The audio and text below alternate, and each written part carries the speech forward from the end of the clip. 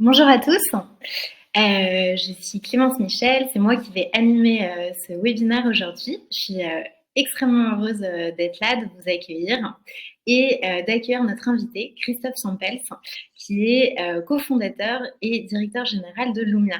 Bonjour Christophe. Bonjour Clémence, très heureux d'être avec vous. Bonjour à toutes et à tous. Voilà. Plaisir partagé. On va commencer dans une minute, le temps de laisser un peu tout le monde arriver. Je vais profiter de cette minute pour vous dire quelques mots sur Rivage. Rivage, du coup, c'est une entreprise que j'ai cofondée avec Thibaut Gabriard, qui est mon associé, qui est juste à côté de moi aujourd'hui. Bonjour à tout le monde. Et donc Thibaut va nous accompagner sur le chat et il a préparé quelques sondages que vous retrouverez dans l'onglet sondages en bas à droite de votre écran. Voilà, si vous voulez commencer à y répondre en attendant que ça démarre. Rivage, du coup, la mission de notre entreprise, c'est d'embarquer les directions et les collaborateurs vers un passage à l'action joyeux, à la hauteur des enjeux écologiques, autour de la question du vivant. Parce qu'en effet, le vivant, c'est une question centrale pour nous. On s'interroge sur comment est-ce qu'on peut s'inspirer du vivant pour faire entrer l'activité économique des entreprises dans le cadre des limites planétaires. Et du coup, c'est tout à fait dans cette idée-là qu'on a invité Christophe Sampels pour venir nous parler d'entreprise régénérative aujourd'hui. Que vous dire? On va avoir un temps de questions-réponses pendant tout le long. Alors attendez, je ne fais pas les choses dans l'ordre. On va regarder le programme du webinaire et de l'heure qu'on va passer ensemble. Donc Christophe, on va te donner la parole dans une minute pour que tu nous dises quelques mots sur toi et sur ton parcours.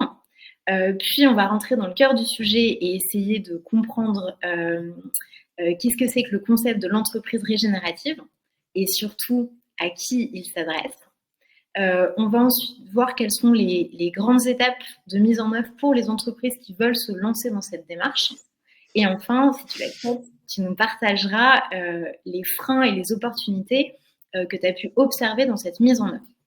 Voilà. Et il va avoir ensuite, on va se garder 10 minutes, un temps de questions-réponses à la fin. N'hésitez pas à poser vos questions tout au long de la présentation dans le chat. On essaiera d'y répondre parce que notre objectif, c'est vraiment de faire en sorte que cette présentation réponde à votre intérêt. Et si on n'arrive pas à répondre aux questions dans le cours de la présentation, on les reprendra du coup pendant les 10 minutes de la fin. Voilà, j'espère que tout est clair. Et Christophe, écoute, je vais te donner la parole en te posant cette première question, qui est un peu notre question rituelle du début de nos webinaires. Quel rapport est-ce que tu entretiens avec le vivant? Est-ce que tu peux nous partager une expérience ou une anecdote qui pourrait l'illustrer? Écoute, merci pour cette jolie question de préambule. Alors, en matière d'expérience avec le vivant, j'ai l'intuition, j'ai l'impression qu'on a tous un écosystème de prédilection. Et en ce qui me concerne, mon écosystème de prédilection, c'est l'écosystème marin. Je suis un amoureux fou de la mer et le choix de m'installer dans le sud de la France n'est d'ailleurs pas étranger à cette passion dévorante que j'ai depuis tout petit pour la mer. J'aime la voile. Alors, pourquoi est-ce que j'évoque cet environnement? Parce que je pense que le milieu marin, c'est d'abord le milieu dans lequel moi-même je me sens le plus en vie. Et je pense que dans ce rapport qu'on entretient avec le vivant, peut-être une première interrogation, un premier élément à revisiter, c'est la capacité à faire circuler correctement la vie en soi. Je pense que c'est la première étape quand on s'intéresse au régénératif que de vérifier si on est bien vivant soi-même, si la vie circule correctement en soi. Et clairement, c'est le milieu dans lequel moi je me sens le plus vivant.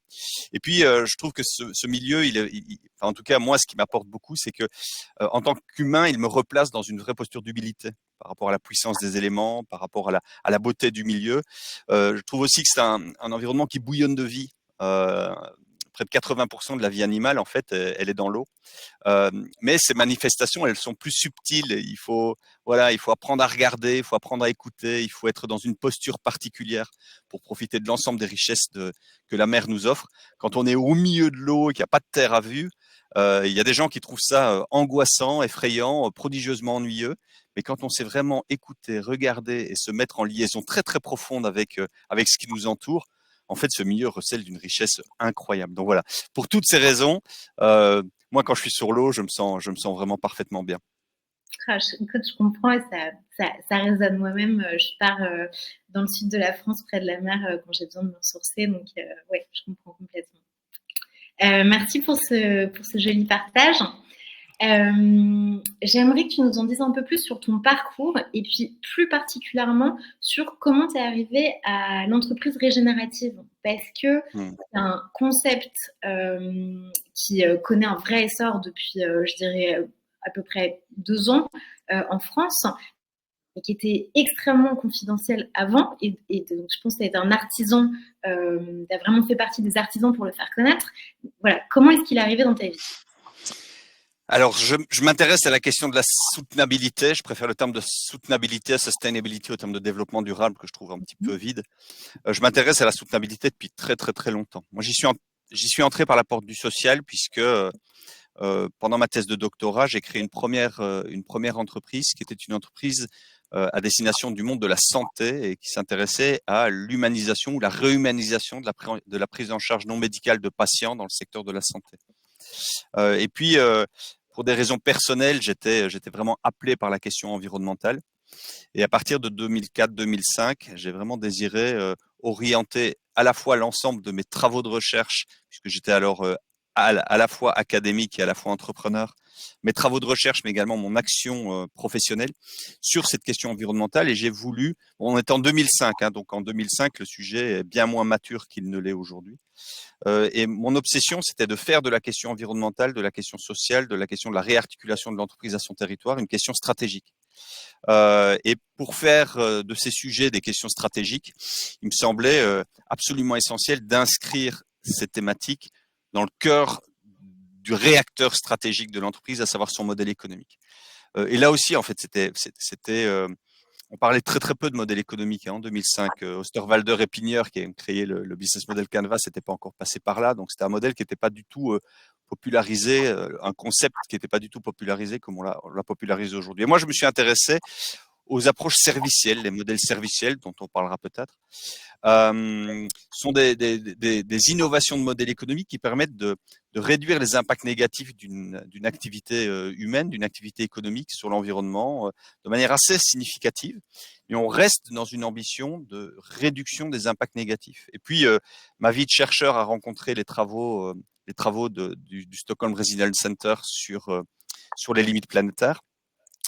Et là, c'était un grand choc pour moi. C'était un grand choc qui est venu remettre en question énormément de, de, de, de croyances d'agir au bon endroit. Et j'ai vraiment pris conscience avec le dépassement des limites planétaires. Et puis depuis, en fait, la première publication, c'est 2009. 2009, une autre publication très significative en 2015. Et moi, à partir de 2012, j'ai vraiment pris connaissance de ces travaux. Et je me suis dit, mais en fait, on n'est pas exactement au bon endroit avec le serviciel. On en a besoin et ça a énormément de vertus, mais ce n'est pas à la hauteur des enjeux, puisque quand on a des limites planétaires qui sont d'ores et déjà dépassées, réduire l'impact négatif continue à exercer une pression certes amoindrie, mais toujours négative sur les limites qu'on a dépassées. Donc je me suis dit, il faut revisiter, requalifier l'ambition. Alors j'ai essayé d'introduire tous ces sujets dans mes travaux vers 2016. J'interagissais beaucoup avec des entreprises, beaucoup avec des dirigeants. Et en 2016, j'ai vraiment senti que le fruit n'était pas du tout mûr, quoi. Vraiment, c'était déjà on me regardait comme un garçon un peu bizarre quand je parlais du serviciel. Mais avec le régénératif, je sentais que voilà, les consciences n'étaient pas prêtes en fait pour accueillir ce concept. Donc j'ai essayé de le distiller partout où je passais. Et puis c'est vraiment en 2019 que là je me suis dit bon, prêt ou pas prêt, en tout cas, moi, c'est là que je dois être parce que c'est là que me semble être la juste place. Et donc, j'ai pris des risques et j'ai créé Lumia et j'ai fait du régénératif l'axe central de recherche et de sensibilisation de Lumia. Mais donc voilà, c'est vraiment un parcours scientifique, un parcours de prise de conscience progressive de la limite de certains concepts, de la limite de certaines ambitions, de la limite du découplage qu'on nous vend beaucoup pour soutenir des idées de croissance verte, etc. C'est la prise de conscience progressive adossée à un travail scientifique assez important et très systémique qui m'a fait amener à me dire aujourd'hui la seule ambition qui vaille est l'ambition régénérative. Alors une fois qu'on a dit ça, tout reste à inventer en fait. Oui, bien sûr. Et puis dans ce que tu dis aussi, on sent aussi la détermination, on sent le courage et puis l'audace quoi, de se lancer. Ouais, Écoute, je crois que ma singularité personnelle, c'est de défricher. C'est de défricher des nouveaux sujets. C'est ce que j'aime faire. Alors, c'est sur un plan entrepreneurial, il faut être conscient que quand on défriche, quand on est à l'avant-pointe d'un sujet, en fait, on travaille sur des marchés qui n'existent pas ou qui sont en balbutiement. Donc, c'est très compliqué. Ça demande énormément d'énergie personnelle. Mais voilà, c'est ma nature, c'est ce que j'aime, je suis passionné par les sujets qui m'habitent. Et puis, voilà, c'est là que je me sens au bon endroit et c'est là que j'ai l'impression de servir le monde de la juste manière, en fait. En tout cas, tu dégages cette énergie quand on parle. Merci. Ça fait une jolie transition pour que du coup, on rentre vraiment dans le cœur du sujet. Est-ce que tu pourrais nous expliquer du coup qu'est-ce que c'est une entreprise? Alors, j'ai écrit régénérative, mais je sais que c'est une entreprise à visée régénérative et que tu y tiens.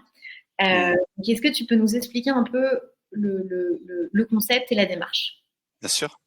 Alors, peut-être qu'avant de présenter l'entreprise régénérative, il faut expliquer correctement ce qu'est la régénération. On va parler de régénération, plus particulièrement de régénération socio-écologique, régénération sociale, pour faire référence à la capacité à créer des conditions permettant au vivant d'exprimer son potentiel. Alors ça, c'est une définition qui est peut-être pas forcément très très claire. Concrètement, ça veut dire quoi? Quand vous regardez un écosystème particulier, prenons une forêt, voilà, l'écosystème forestier, j'ai deux manières de me comporter à l'égard de la forêt. Soit cette forêt, une forêt gérée par la main de l'homme en tout cas, soit je vais la gérer de manière intensive en monoculture. Donc je vais quelque part considérer que c'est un champ de maïs. Je vais planter par exemple des pins maritimes. Il n'y aura que des pins maritimes sur la passerelle. Je vais faire une première éclaircie après un temps, une deuxième éclaircie, une troisième éclaircie, et puis après 40-45 ans, je vais faire une coupe rase. Eh bien ça, c'est une forêt en fait qui n'exprime en rien les potentialités de l'écosystème forestier. Pourquoi? Parce que c'est une forêt qui est non diversifiée, qui acidifie beaucoup les sols. Alors oui, qui va séquestrer du carbone, mais c'est un désert en fait, c'est un désert de vie.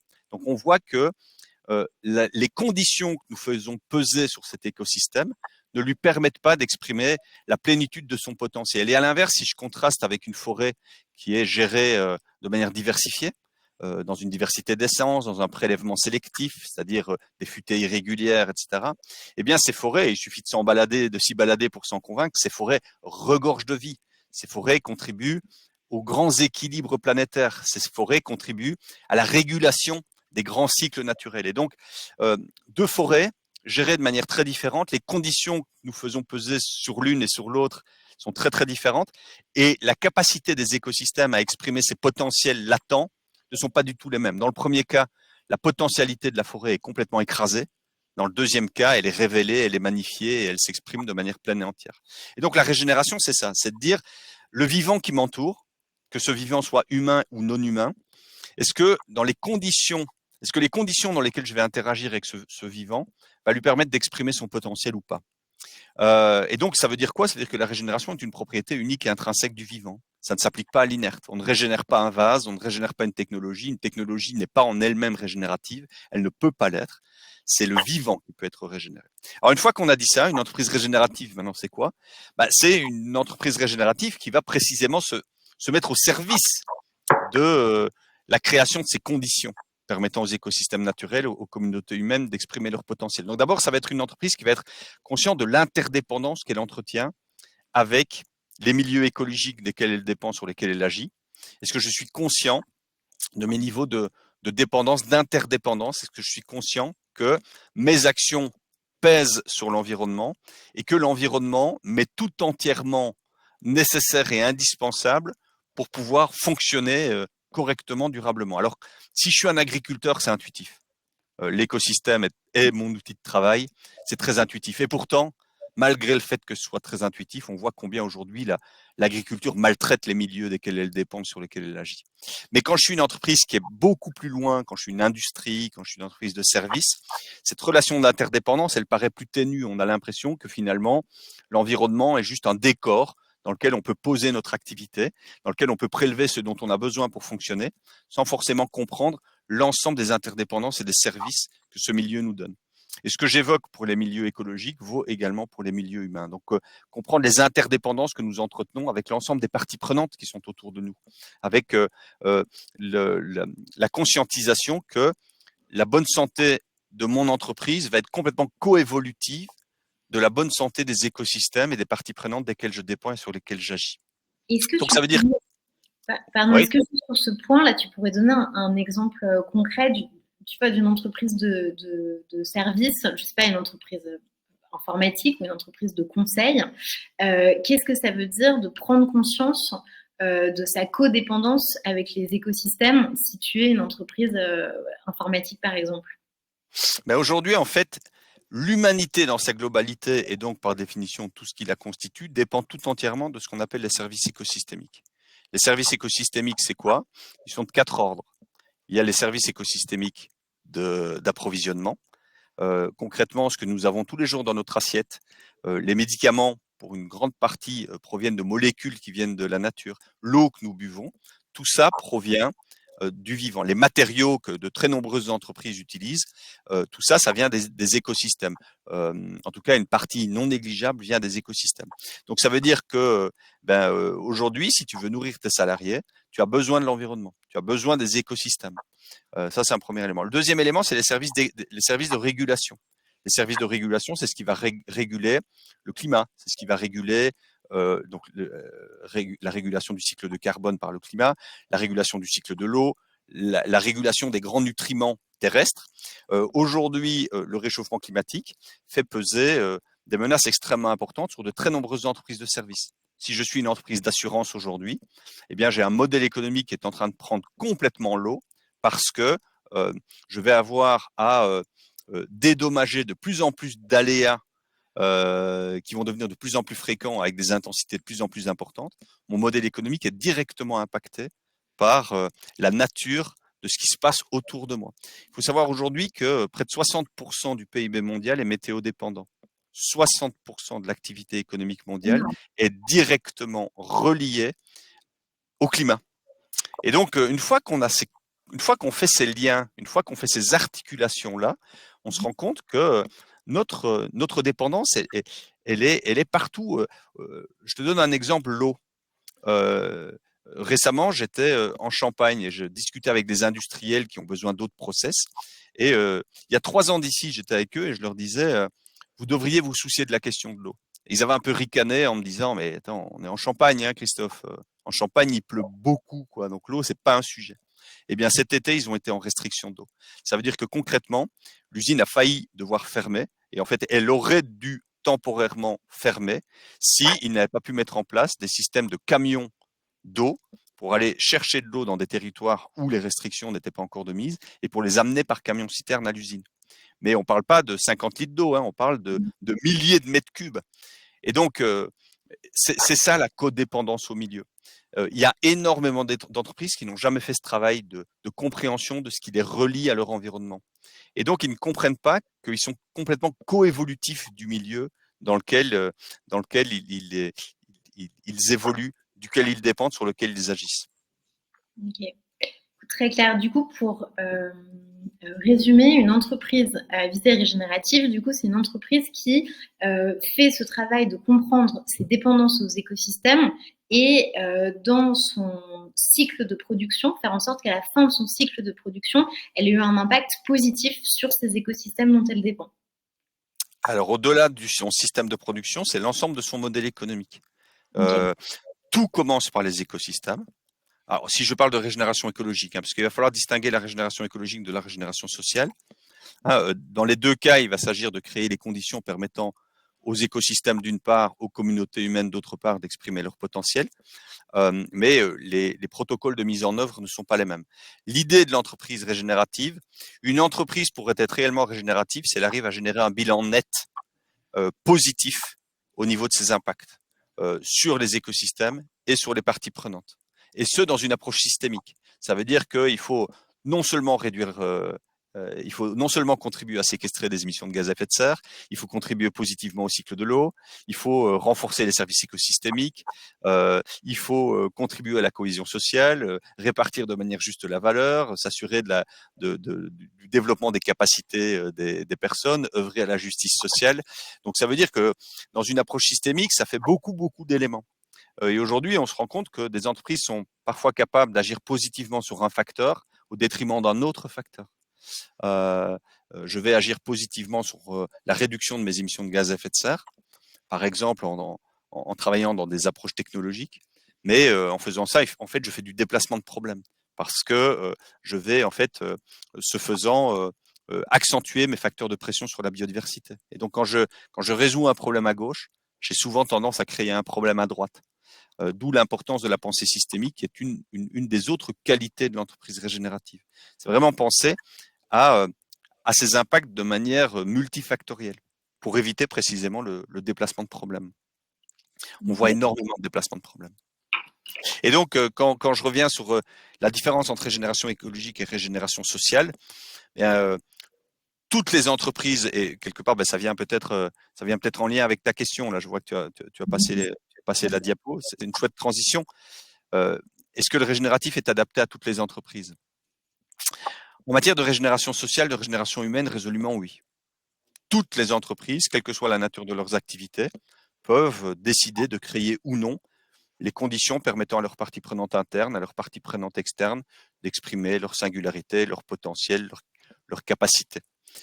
C'est une question de mode d'organisation du travail, c'est une question de processus, c'est une question de culture, c'est une question de gouvernance opérationnelle, c'est une question de leadership. Et donc là, ça renvoie à tout ce qu'on peut imaginer sur la manière dont une entreprise va se structurer, va fonctionner, va promouvoir tel ou tel type de rapport humain, tel ou tel type de hiérarchie ou d'horizontalité pour fonctionner, va donner le droit à l'initiative, à l'autonomie. Ça, c'est pour la régénération sociale, la régénération humaine. Et ce que je viens de dire pour l'interne vaut évidemment pour les parties prenantes externes. Est-ce que j'aide les parties prenantes externes à grandir ou est-ce que je suis dans un rapport de prédation? Aider les parties prenantes à grandir, c'est vraiment un des marqueurs forts de la régénération, qui fait le pari que si j'aide les autres à grandir autour de moi, si j'aide les gens desquels je dépends et avec lesquels je suis en relation à grandir, en fait, ça va reboucler positivement sur moi et je vais grandir moi-même. Pour la régénération écologique, c'est une autre affaire. La régénération écologique, elle va présupposer de transformer le rapport qu'on entretient aux écosystèmes naturels. Et donc ça vient interroger la proximité ou la distance qu'une entreprise entretient avec ses écosystèmes. Et là, il va falloir distinguer deux types d'entreprises. Il va falloir distinguer les entreprises qui sont en prise directe avec les écosystèmes, où les écosystèmes sont, alors j'aime pas du tout le mot parce que c'est très anthropocentré, mais où c'est un facteur de production. Exemple, une exploitation agricole, un gestionnaire forestier. L'écosystème, c'est l'outil de travail. La terre, le champ, la forêt, c'est l'outil de travail. Je suis en prise directe avec l'écosystème, je suis directement relié au vivant. Est-ce que tu as rencontré dedans, pardon, je t'interromps, une entreprise qui fabrique des boissons? On a une question dans le chat, qui est une question de Christelle. Est-ce qu'une entreprise qui fabrique des boissons et donc qui doit aller forcément pomper de l'eau pour faire sa boisson, si tu la fais rentrer dans une entreprise en prise directe avec les écosystèmes? Alors ça dépend le type de boisson qu'elle va développer. Ouais. Si c'est de l'eau embouteillée, en fait, l'environnement et l'écosystème naturel est directement pourvoyeur de la ressource qui sera ensuite exploitée, commercialisée. Et donc l'entreprise dépend tout entièrement du milieu.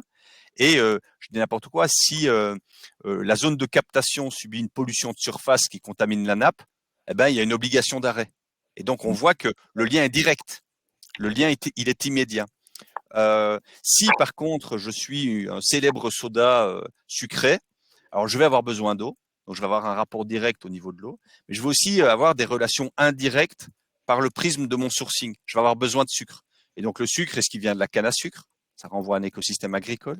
Est-ce qu'il vient de la betterave? Ça renvoie à un autre écosystème agricole. Et là, l'entreprise qui fabrique la boisson ne va généralement pas exploiter par elle-même la culture de canne à sucre ou la culture de betterave. Elle va confier ça par le truchement de sa chaîne de valeur à des agriculteurs et elle va acheter via du sourcing. Donc là, la relation, elle sera indirecte et elle sera indirecte par le sourcing. Et donc, ça m'amène à la deuxième catégorie de boîtes. Les boîtes qui ne sont pas en prise directe avec le vivant, qui sont ce sont des entreprises industrielles, ce sont des entreprises de services, ce sont des entreprises textiles, et donc qui vont devoir s'y reconnecter. Alors, est-ce que la régénération s'adapte à toutes les entreprises? Potentiellement oui pour les premières. Celles qui sont en prise, alors quand je dis oui, en fait, elles pourraient être régénératives sur leur périmètre propre. Une exploitation agricole aujourd'hui pourrait être régénérative sur son périmètre propre. Elle va avoir à faire évoluer son système de production. Une entreprise de gestion forestière pourrait être régénérative sur son périmètre propre. Tout dépend des modes de gestion, des plans de gestion forestiers qu'elle va promouvoir, qu'elle va mettre en œuvre. Ce qui ne va pas la dispenser de revisiter les autres dimensions du modèle économique. Tu évoquais la question de l'entreprise de boissons.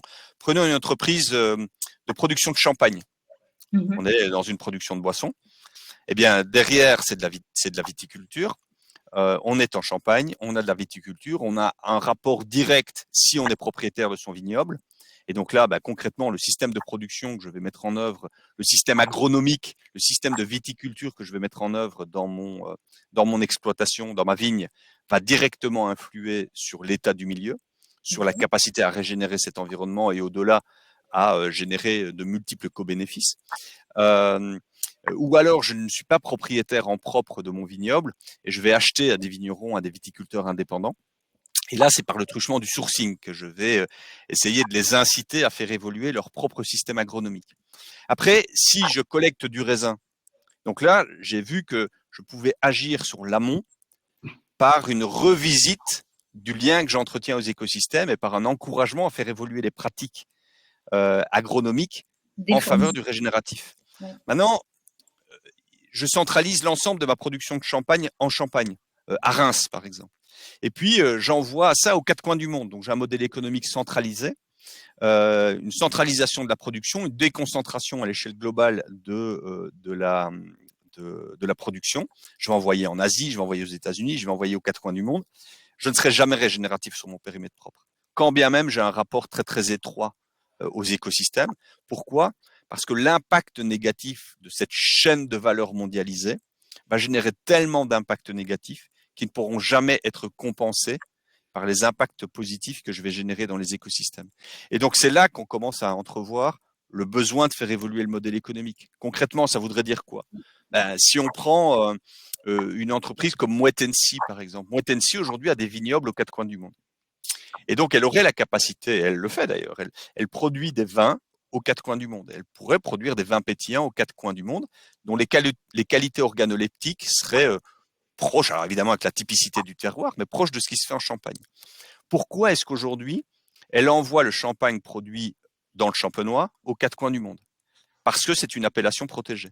Et que le vin pétillant, le vin blanc pétillant qui serait fait au Chili, qui serait fait en Chine, en Asie, et qui serait réservé aux marchés locaux, ne pourrait pas porter l'appellation champagne. Et non, mais si on regarde de manière un peu plus précise, les facteurs clés de succès de cette boîte, c'est capabilities, c'est core capabilities. En fait, le cœur de compétence d'une boîte comme Moët Hennessy, c'est d'arriver à construire une image à très forte valeur symbolique sur un produit de haute qualité. Et donc, pourquoi est-ce que ce savoir-faire singulier qu'est le leur n'est pas mis en œuvre pour légitimer et créer une image de marque permettant à des productions locales de servir leurs marchés locaux en Asie, en Amérique du Nord, en Amérique du Sud. Et là, on commencerait à avoir des transformations de modèles économiques avec une déconcentration de la production vers les différentes zones du monde, avec une relocalisation, une resynchronisation des bassins de consommation avec leurs bassins de production, et avec des marges de manœuvre qui deviennent beaucoup plus importantes sur la possibilité d'évoluer vers le régénératif. Donc on voit que travailler le système de production, c'est un gros sujet, mais il ne dispense pas d'aller explorer les autres dimensions du modèle éco. Ouais, c'est une véritable révolution ce que tu proposes, ce que tu poses. Je vais sauter la question suivante parce que tu nous as déjà donné quelques exemples pour arriver à la partie plutôt quand on rentre dans l'entreprise régénérative, un peu quelles sont les grandes étapes. Et en préparant ce webinaire, je t'ai beaucoup écouté et souvent tu poses un peu en un des facteurs clés le fait de passer d'une logique volumique à une logique servicielle. Est-ce que tu peux nous dire ce que ça veut dire? Alors, en fait, pour pouvoir engager un travail d'ambition régénérative, pour se mettre en poursuite d'une ambition régénérative, il va falloir engager deux mouvements concomitants, deux mouvements stratégiques concomitants. Le premier mouvement, c'est la réduction d'impact négatif aux seuils incompressibles. Les seuils incompressibles, c'est les seuils prescrits par la science pour rester dans les grands équilibres planétaires. Et puis, il va falloir parallèlement engager un travail de génération d'impact positif par une reconnexion aux écosystèmes naturels.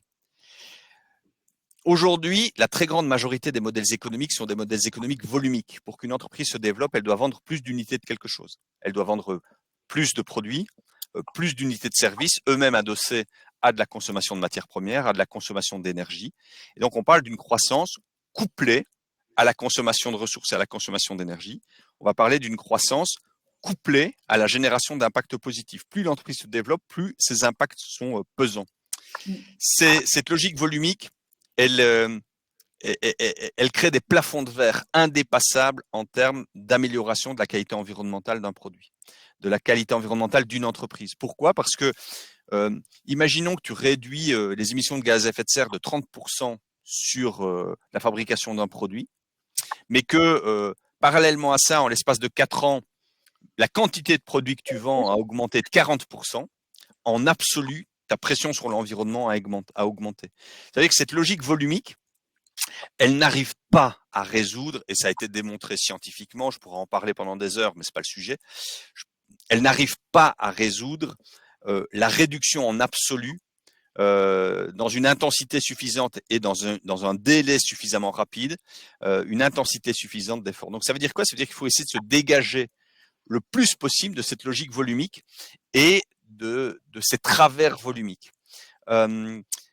Derrière un modèle économique, il y a un concept central qui est le concept de dynamique de performance. Une dynamique de performance, c'est ce qu'une entreprise a intérêt à mettre en œuvre pour développer son chiffre d'affaires et sa rentabilité. Quand tu vends un produit, si tu vends un lave-linge, tu n'as pas un intérêt économique à ce que ce lave-linge dure le plus longtemps possible, parce que le marché il est saturé, et donc tu vas calibrer la durée de vie de ton lave-linge au regard de tes besoins de volume tirés par le marché de remplacement. C'est le marché de remplacement qui tire les volumes dont tu as besoin. Donc, si je veux vendre plus de lave-linge, je fais en sorte que mon lave-linge ne dure que 10 ans pour que mes consommateurs aient besoin de racheter un nouveau lave-linge. C'est ça? Absolument. Et aujourd'hui, les statistiques montrent que sur ces 4 dernières années, sur ces 8 dernières années, la durée de vie d'un lave-linge a baissé de 30%.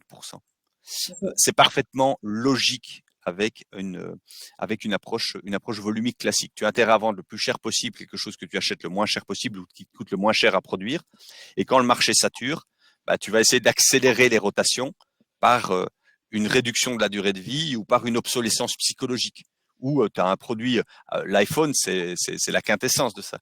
Tu as un produit qui fonctionne magnifiquement bien, mais ils sortent des nouvelles versions tout le temps pour rendre psychologiquement obsolète l'ancienne version et donner l'impression qu'il faut aller chercher la dernière version qui a 1000 nouvelles fonctionnalités plus intéressantes. Alors maintenant, imagine que cet iPhone, Apple décide de ne plus nous le vendre, mais de nous le mettre à disposition moyennant une facturation à l'usage. C'est-à-dire que tous les mois, on va payer un tout petit montant pour pouvoir bénéficier de cet iPhone. Et bien là, en fait, qu'est-ce qui change dans la dynamique de performance? Tu n'as plus du tout un intérêt économique à ce que cet iPhone ne dure pas trop longtemps. Tu as au contraire un intérêt économique à ce qu'il dure le plus longtemps possible, puisque tant qu'il va durer, il va produire un revenu qui va accroître sa marge unitaire, sa rentabilité unitaire. Et donc, on voit que dans le modèle initial de vente, on a un intérêt à mettre en marché toujours plus de choses qui va tourner toujours plus vite, alors que le simple mouvement vers l'usage, eh bien, il va inciter à ce que nous mettions en marché, nous allons le faire durer le plus longtemps possible, ce qui mécaniquement va réduire la quantité qui devrait être mise en marché. Et donc, on va commencer à prendre de la distance par rapport au volume. Et puis, tu peux aller encore plus loin.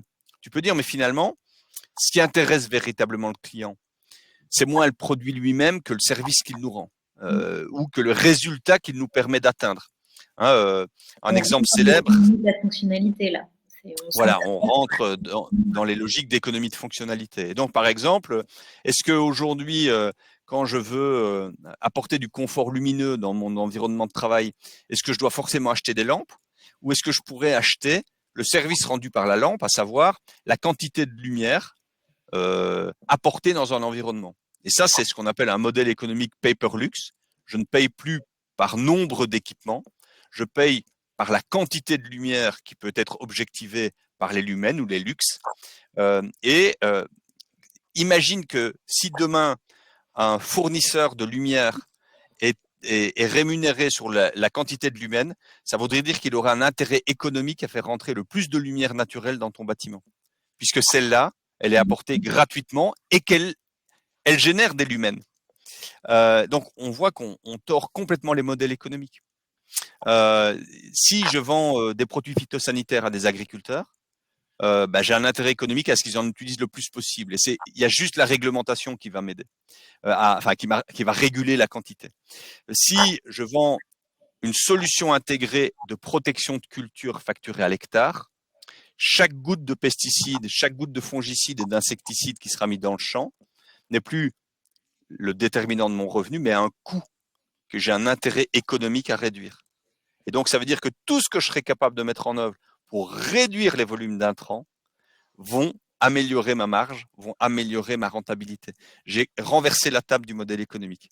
La logique servicielle, c'est ça. C'est arriver à créer des dynamiques de performance où il devient vertueux de faire durer ce qu'on met en marché le plus longtemps possible et de réduire au maximum la quantité de choses qu'on met en marché en trouvant des innovations de modèles et des innovations contractuelles. Oui, c'est intéressant parce qu'on voit bien en fait à quel point le changement ne peut pas être cosmétique, mais il est systémique et on s'attaque au cœur du réacteur, quoi. C'est nécessaire. On s'attaque clairement au cœur du réacteur. Le modèle économique, c'est le cœur du réacteur. Et alors, quand on veut y aller, parce que donc du coup, toi, en plus de ces recherches, tu accompagnes des entreprises qui veulent se lancer vers ce modèle régénératif. Du coup, quand elles se lancent, en gros, c'est quoi le parcours? C'est quoi les étapes clés? Alors, quand elles se lancent, on va d'abord devoir déterminer ces fameux écosystèmes desquels on dépend, sur lesquels on agit. Il y a une phase d'audit. Il y a une phase d'audit préalable. En fait, je dis souvent aux entreprises, vous avez fait 40 ou 50% du boulot quand vous avez posé la bonne problématique stratégique. Être capable de correctement problématiser sur un plan stratégique, c'est une compétence rare et précieuse. Rare pourquoi?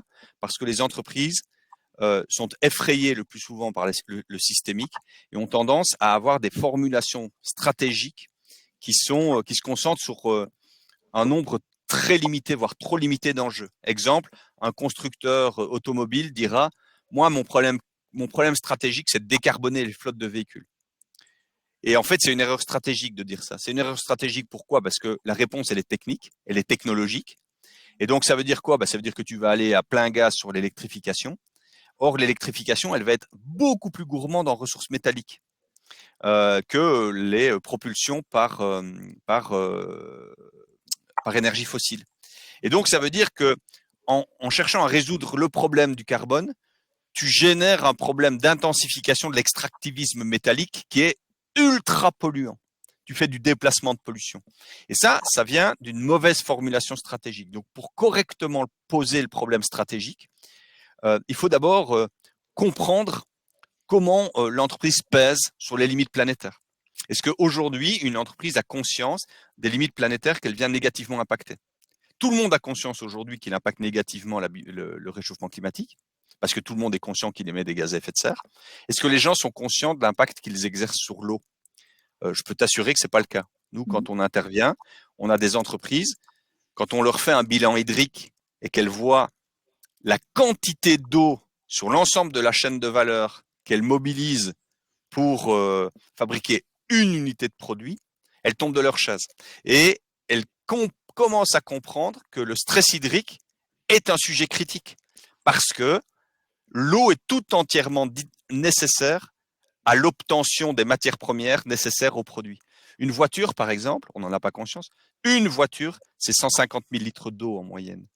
On n'a pas du tout conscience de ça. En effet. Tu vois, et donc, ça me fait dire qu'il faut beaucoup de connaissances préalables. Donc en fait, ce que je comprends, c'est que dans les différentes étapes, il y a au début une sorte d'audit pour problématiser et un audit qui doit être accompagné par des experts de chacune des limites planétaires et des différents écosystèmes pour être capable d'apporter le niveau d'expertise nécessaire pour problématiser correctement.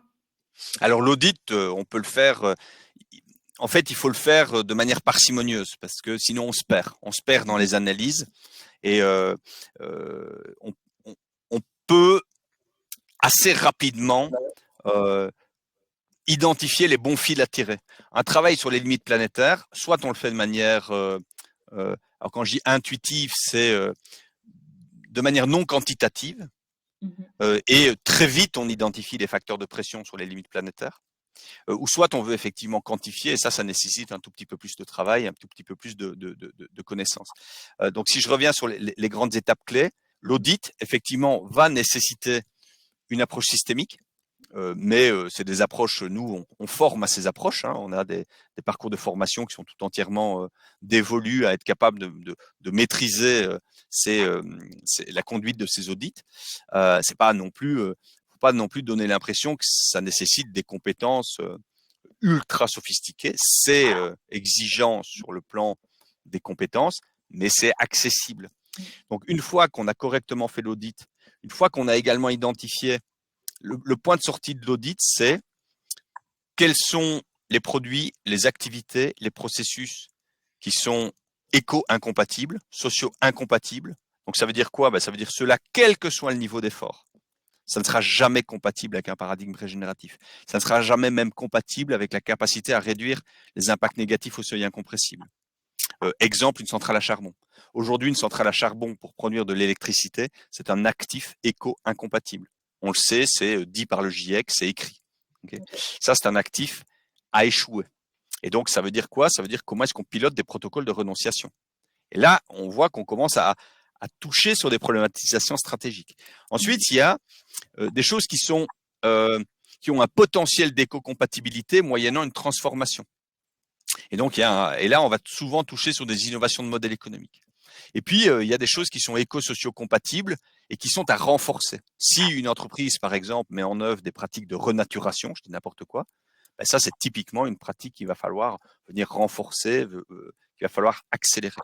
Et ensuite, une fois qu'on a tout ça, on est capable de correctement formuler le problème stratégique. Et une fois qu'on a correctement formulé le problème stratégique, derrière, on s'appuie sur un ensemble de méthodologies d'innovation pour trouver les réponses aux différents sujets, des réponses de transformation de modèle économique, des réponses de transformation de produits, de recomposition de produits, de revisite de sa chaîne de valeur et de sa politique de sourcing, non seulement pour voir ce qui peut être biosourcé, mais également de comprendre les conditions de production de ce qui est biosourcé.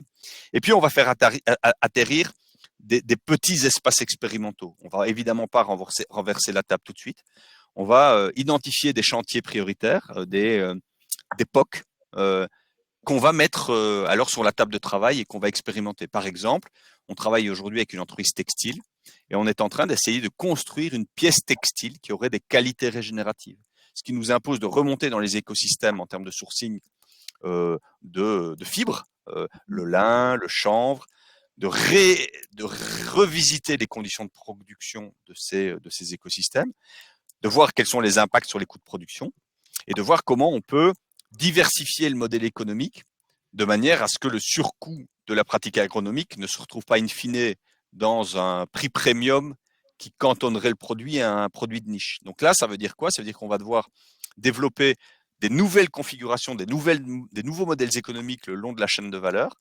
On va devoir diversifier éventuellement les modèles économiques de certains intervenants clés, notamment l'agriculteur, pour qu'ils puissent améliorer ces pratiques sans que le surcoût pèse tout entièrement sur la filière de destination. Auquel cas, ça marche pas en fait. Donc oui, c'est sacrément transformatif. Mais bon, on a plein de projets et on fait des trucs super, super géniaux en fait.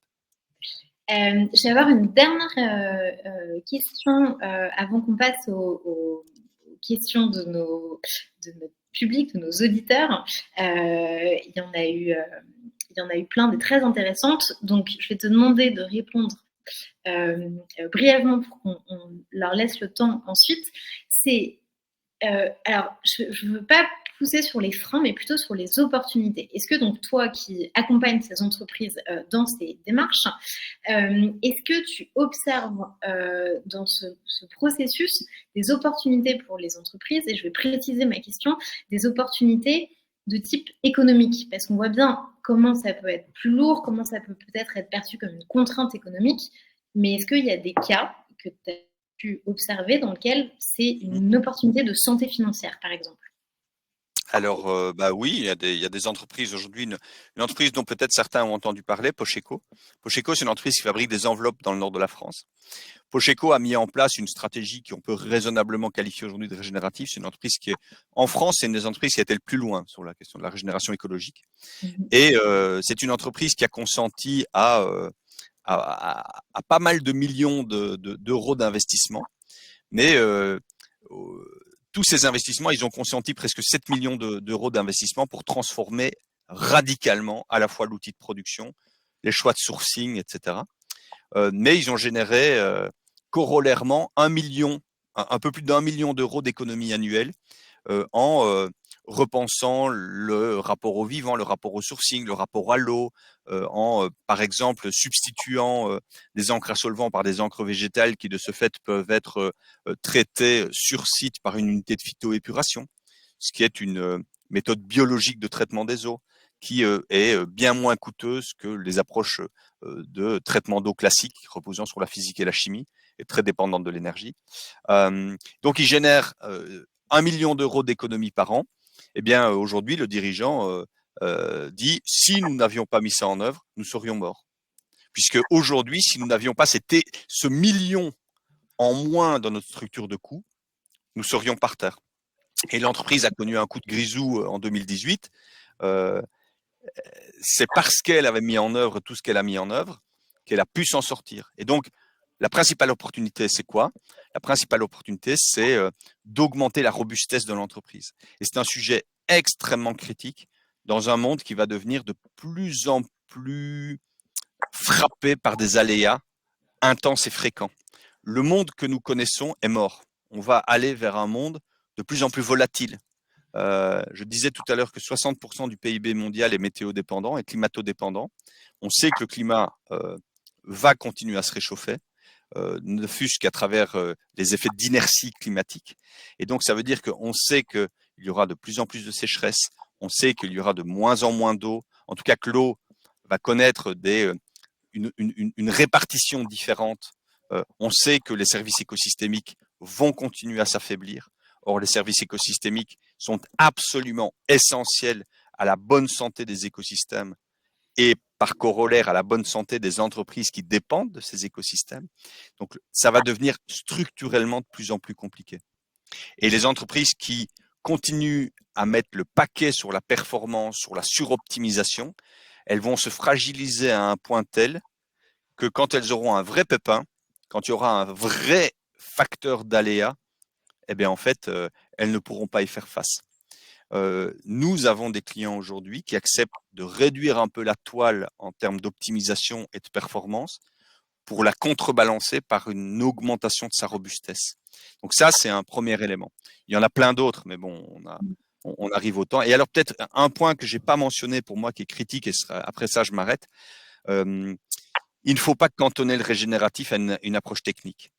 Le régénératif est une rupture paradigmatique qui présuppose que nous revisitions à l'intérieur même de nous-mêmes le rapport que nous entretenons au vivant et en particulier au vivant non humain.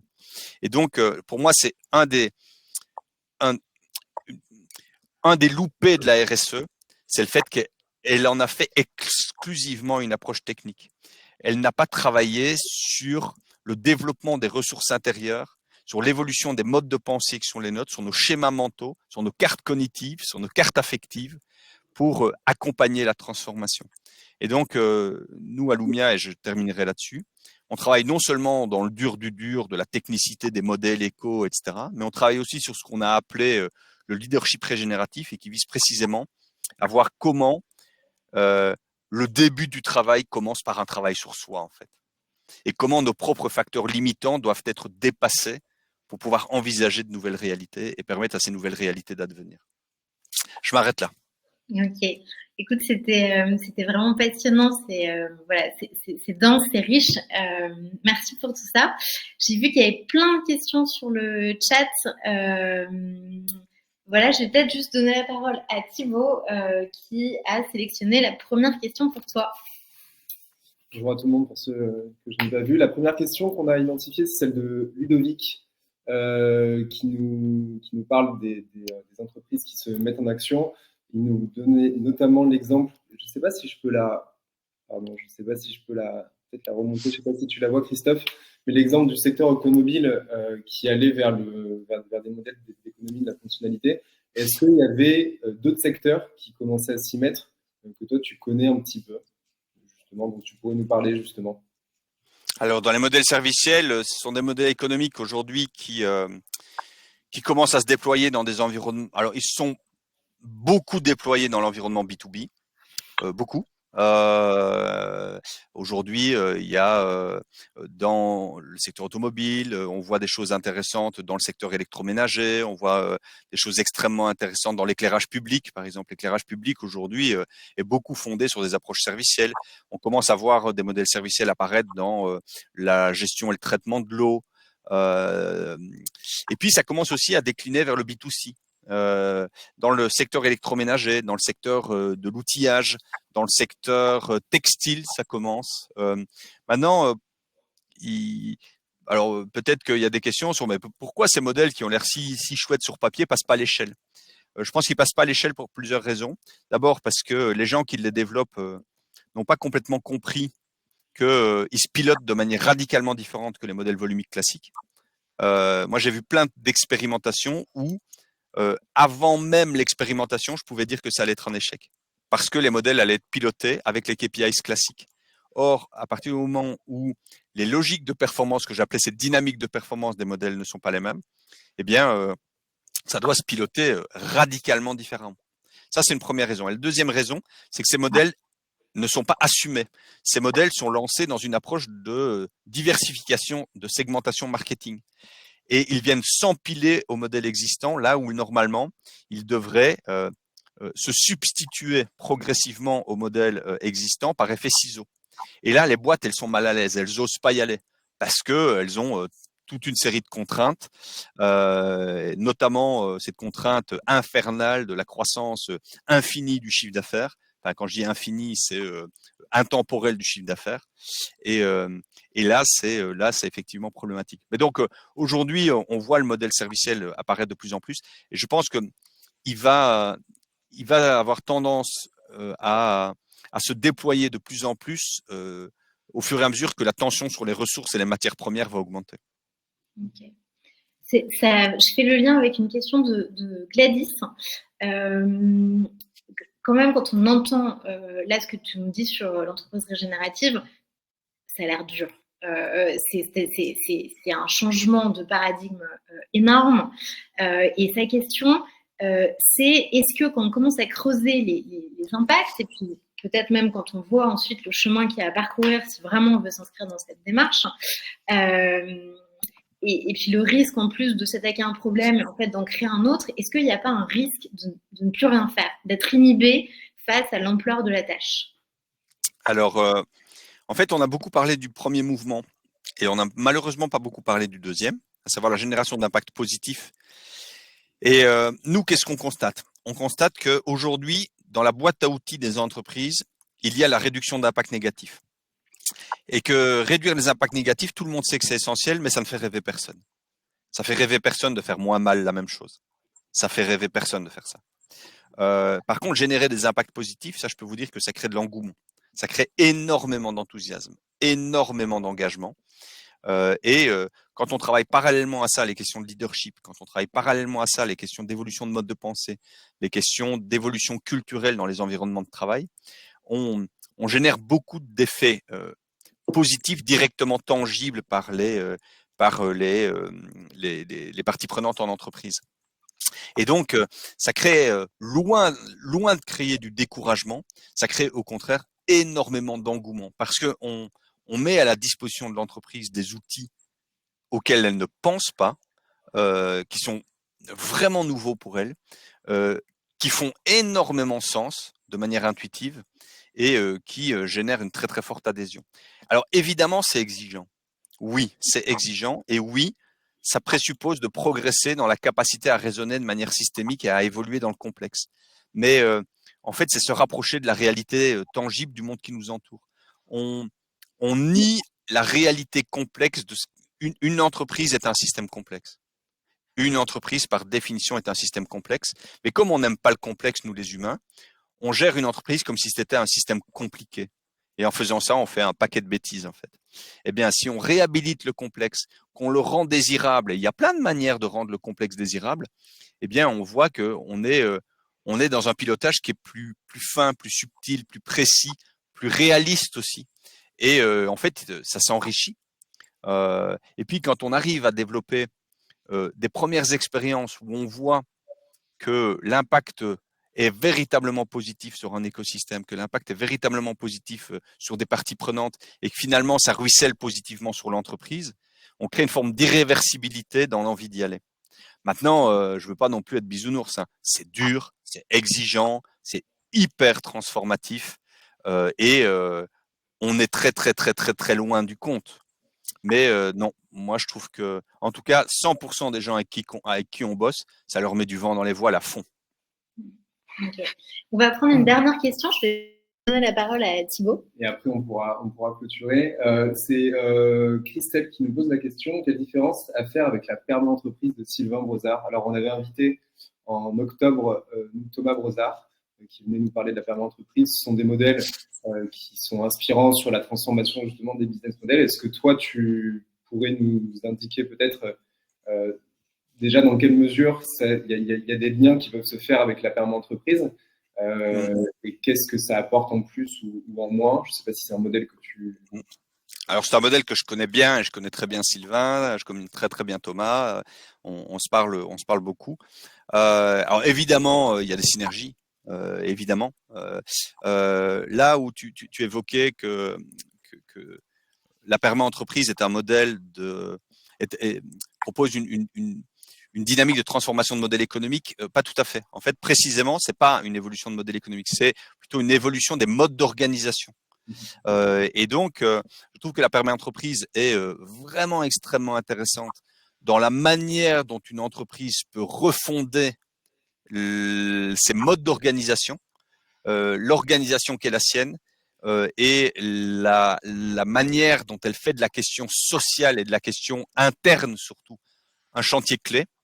Là où nous pouvons être complémentaires à la perma, c'est précisément quand on instruit le volet modèle éco, qui n'est pas instruit dans la perma entreprise, et quand on va chercher à créer des réciprocités au niveau environnemental entre l'entreprise et les milieux desquels elle dépend et sur lesquels elle agit. Aujourd'hui, sur le plan environnemental, la perma, elle s'appuie peut-être un tout petit peu plus sur les logiques, en tout cas sur le cadre théorique de la compensation écologique plutôt que sur la régénération écologique. En peut-être n'instruisant pas suffisamment cette question de réciprocité. La principale différence entre la régénération et la compensation, c'est cette question de la réciprocité. Compenser, c'est j'émets des émissions de gaz à effet de serre et puis je vais soutenir, par exemple, un programme de reforestation à l'autre bout du monde qui va me donner des crédits carbone. Okay. Mais concrètement, c'est une transaction financière. Je signe un chèque et ce chèque n'agit pas de manière transformative sur mon entreprise, au-delà du fait que j'ai quand même un intérêt à réduire mes émissions pour que le chèque soit moins épais. En tout cas, si je veux compenser toutes mes émissions, mais c'est rarement le cas. Alors c'est le cas chez Norcis, mais c'est rarement le cas dans toutes les organisations. Avec la régénération, on va un pas plus loin. On essaie de faire en sorte que l'action positive que je mets en œuvre dans un écosystème reboucle en termes de bénéfices réciproques vers l'entreprise. Et c'est là qu'on crée de la coévolution. Quand on arrive à faire ça, quand on arrive à faire en sorte que la bonne santé de l'entreprise coévolue avec la bonne santé des écosystèmes et la bonne santé des parties prenantes, là, on a vissé véritablement ça au modèle économique et au mode de développement de l'entreprise. Donc, c'est hyper complémentaire. Il faut vraiment s'intéresser à la perma-entreprise parce que chez Norcis, ils ont fait un truc incroyable et puis ils l'ont documenté de manière pédagogique, de manière ludique et puis très opérationnelle. Mais je pense que la perma-entreprise a également besoin du régénératif pour se renforcer sur la question modèle économique, leadership régénératif et peut-être sur la dimension plus écologique. Merci beaucoup pour cette réponse. Alors, et après, donc, on arrive à la toute fin de notre webinaire. Quelques infos complémentaires. Donc, si vous voulez aller plus loin, Lumia a sorti une étude absolument passionnante sur l'entreprise à visée générative, dans laquelle il y a plein d'exemples, les concepts sont extrêmement bien expliqués. Elle est disponible gratuitement sur le site de Lumia. Je vois que Bruno a déjà mis le lien, Thibaut va vous le remettre et surtout vous l'aurez par mail. On organise d'autres webinaires dans notre série de webinaires quand le vivant inspire l'entreprise. Je pense qu'ils vont être tout aussi passionnants que celui-là. Le 20 février, on reçoit Thomas Hurier, qui est le fondateur de l'entreprise 1083 et qui va nous parler de perma-industrie. Et le 17 avril, on reçoit Olivier Hamon, qui est un biologiste. C'est lui qui a conceptualisé le principe de robustesse du vivant, dont Christophe nous parlait tout à l'heure. Voilà, ça devrait être tout aussi passionnant. On a sorti notre atelier Suivez la piste du vivant. C'est un atelier de sensibilisation sur les enjeux du vivant pour les entreprises. C'est un atelier qui dure 3 heures et qui est suivi de différents défis dans les semaines qui suivent l'atelier.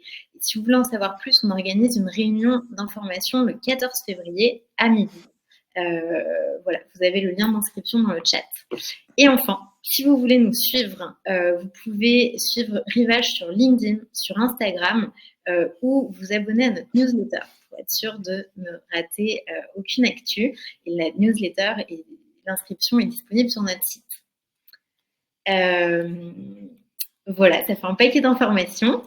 Et puis, il ne me reste plus qu'à vous remercier tous.